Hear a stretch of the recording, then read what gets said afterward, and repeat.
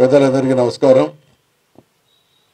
బీసీల ధర్మ పోరాట దీక్ష కార్యక్రమం ఈరోజు రాష్ట్ర వ్యాప్తంగా అనేక జిల్లాల్లో నియోజకవర్గ కేంద్రాల్లో జరుగుతున్నటువంటి పోరాటంలో భాగంగా హైదరాబాద్ మహానగరంలోని ఇందిరా పార్క్ వద్ద జరుగుతున్నటువంటి దీక్షా శిబిరంలో కూర్చున్నటువంటి సోదరులు శ్రీనివాస్ గౌడ్ గారు, చాలామంది మిత్రులు గణేష్ చారి గారు, గుజ్జకృష్ణ గారు, మా పరమేశ్వర్ గారు, పెద్దలు కోదండరామ్ గారు, గౌరవనీయులు మధుయాష్ గారు, సోదరులు ఎమ్మెల్సీ అద్దంకి దయాకర్ గారు, కార్యక్రమానికి విచ్చేసినటువంటి ఇక దీక్షలో కూర్చున్నటువంటి సోదరులు యువమిత్రులందరికీ హృదయపూర్వకమైనటువంటి నమస్కారాలు తెలియజేస్తూ, చాలా ఈ దేశం సుదీర్ఘమైనటువంటి పోరాటం చేసి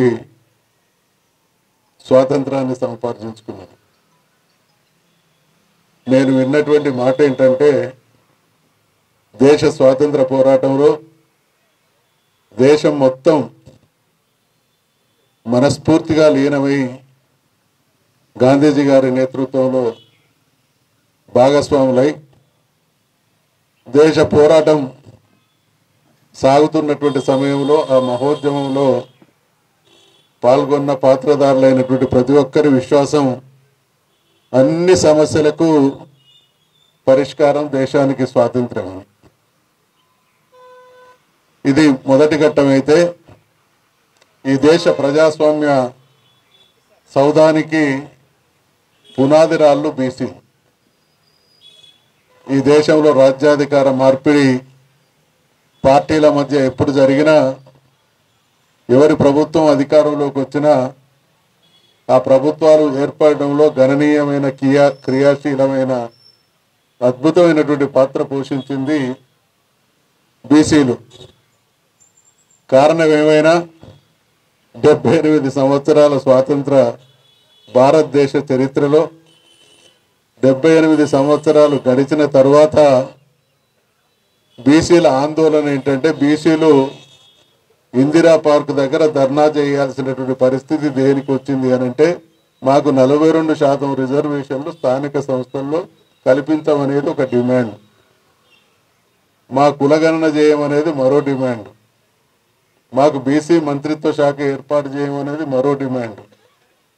ఈ దేశంలో మేము 50% పైగా ప్రజలం ఉన్నాం, మా దామాషాకు అనుగుణమైనటువంటి బడ్జెట్ కేటాయింపులు చేయమనేది మరో డిమాండ్. అంటే ఎన్ని రకాల అన్యాయం కొనసాగింది, ఎన్ని రకాల అవమానం కొనసాగుతూ ఉన్నది, ఎన్ని రకాలుగా అవహేళన పాలవుతున్నాం. మరి ఇటువంటి దుస్థితి కొనసాగడం ఖచ్చితంగా ముమ్మాటికి ఈరోజు ఒక బీసీ ఉద్యమకారుడిగా బీసీ సమాజంలో పుట్టి ఎదుర్కొన్నటువంటి అనేక అవమానాల పర్యవసాన ఫలితంగా ఖచ్చితంగా బీసీల పరిస్థితి ఇదే రకంగా కొనసాగితే ఈ దేశంలో మరో స్వాతంత్ర పోరాటం లాంటి బీసీల పోరాటం అనివార్యం అనేటువంటి విషయాన్ని మనవి చేస్తా ఉన్నాం. ఇవాళ అధికారంలో ఎవరన్నా ఉండొచ్చు, ఇక్కడ జరుగుతున్నటువంటి భయంకరమైనటువంటి దుర్మార్గం ఏంటంటే, అధికారంలో ఏ పార్టీ అని ఉండొచ్చు, ప్రతిపక్షంలో ఏ పార్టీ అని ఉండవచ్చు, కానీ ప్రజలు కోరుతున్నటువంటి డిమాండ్ విషయంలో ఈ రాగద్వేషాలు, పార్టీల ఆలోచనకు విధానంగా ఇది ప్రజలు కోరుతున్నటువంటి న్యాయసమ్మతమైనటువంటి కోరిక కాదా అనేటువంటి విచక్షణతో ప్రభుత్వాలు కనుక పనిచేయకపోతే ప్రజాస్వామ్యానికి అర్థమే లేదనేటువంటి విషయాన్ని నేను ఈ సందర్భంగా మనవి చేస్తా ఉన్నా. మనం అందరం చూసినాం, దేశానికి స్వాతంత్రం వచ్చింది, ఆ తదనంతర కాలంలో కూడా ఒక అనివార్య పరిస్థితి కల్పించబడ్డది ఈ దేశంలో. కారణాలు చాలామందికి తెలుసు, అది ఇక్కడ చర్చించాల్సినటువంటి అంశం కాదు. ఈ దేశంలో ఏ సమస్య పరిష్కారం కావాలన్నా ప్రజలు ఆందోళననే ఆయుధంగా ఎంచుకోవలసినటువంటి దుస్థితి కొనసాగుతూ ఉన్నది. తెలంగాణ రాష్ట్ర సాధనోద్యమాన్ని చూసినాం, విదేశీయులు సైతం దేశ ప్రజలు చేసినటువంటి ఆందోళనను అర్థం చేసుకొని వారి ఆందోళన వెనుకున్నటువంటి సహేతుకకు మరి దేశానికి స్వాతంత్రం ఇచ్చిపోయినటువంటి స్థితిని మనం చూస్తే తదనంతర పర్యవసానాల్లో కూడా తదనంతర పరిణామాల్లో కూడా దేశంలో చాలా సమస్యలు పరిష్కరించబడడానికి ఆందోళన లేదా ప్రజలు రోడ్ల మీదకి రావాల్సినటువంటి దుస్థితి అనివార్యమైంది. కాబట్టి నేను ఈ సందర్భంగా బీసీ నాయకులందరికీ అదేవిధంగా ఈ ఉద్యమాన్ని మన న్యాయసమ్మతమైనటువంటి కోరికను సహృదయంతో అర్థం చేసుకొని సహకరిస్తున్నటువంటి ఎస్సీ ఎస్టీ మైనార్టీ వర్గాల సోదరులకు కూడా మనవి చేస్తూ ఉన్నా.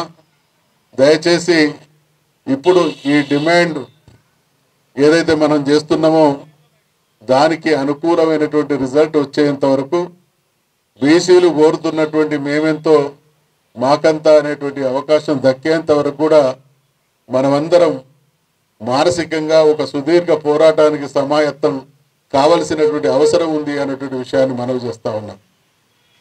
మీ అందరికీ తెలుసు, మాలాంటి వాళ్ళ వయసు ఇప్పుడు 70.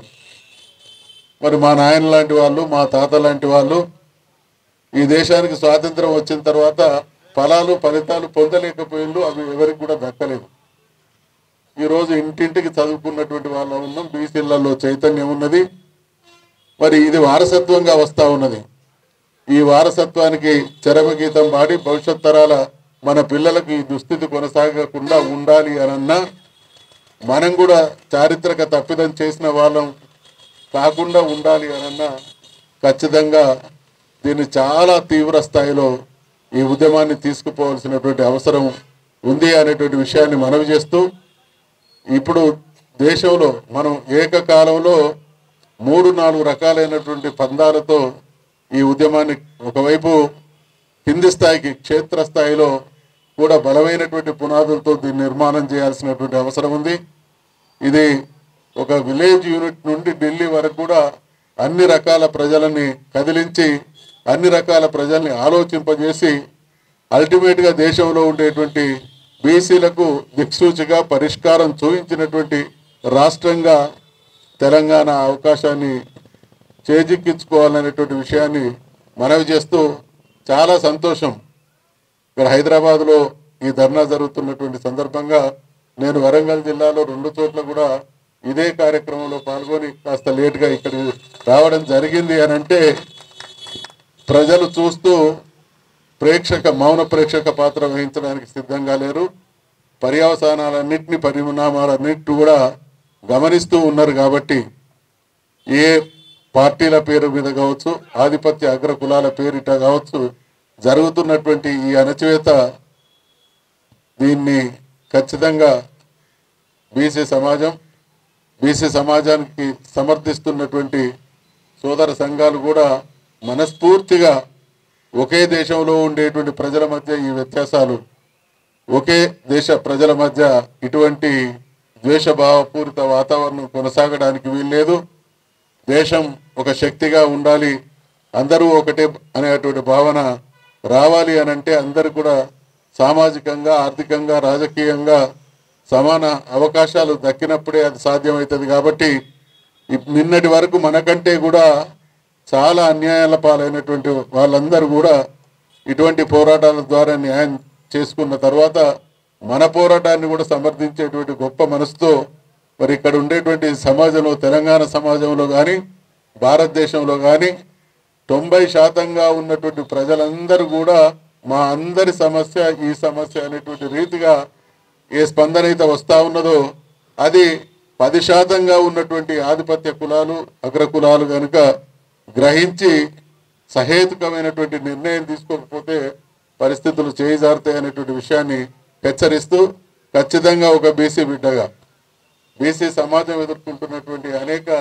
సమస్యలకు సాక్షిభూతంగా, ఆ సమస్యలలో అనేక సందర్భాల్లో ఇబ్బంది పడ్డటువంటి ఒక వ్యక్తిగా ఈ పోరాటం, ఈ లక్ష్య సాధన సాగేంత వరకు మేము మీతో మనస్ఫూర్తిగా కలిసి పనిచేస్తామనేటువంటి విషయాన్ని మరొకసారి మనవి చేస్తూ, చాలా ఉదయం బహుశా నాకున్న సమాచారం 11 గంటల ఆ ప్రాంతాన ప్రారంభమైనట్టున్నది. అప్పటి నుండి ఇప్పటి వరకు కూడా మొక్కవోని ఆత్మవిశ్వాసంతో ఇది 2 కోట్ల తెలంగాణ ప్రజల బీసీలది, 3.5 కోట్ల అన్ని వర్గాలకు సంబంధించినటువంటి సమస్యల ఆత్మగౌరవ పోరాటం కాబట్టి ఆ పోరాట బావుటాను మోయడానికి ఎటువంటి పరిణామాలైనా ఎదుర్కోవడానికి సిద్ధమని యోధులుగా సిద్ధమై దీక్షలో కూర్చున్నటువంటి మిత్రులందరికీ కూడా హృదయపూర్వకమైనటువంటి అభినందనలు తెలియజేస్తూ సెలవు తీసుకుంటా ఉన్నా.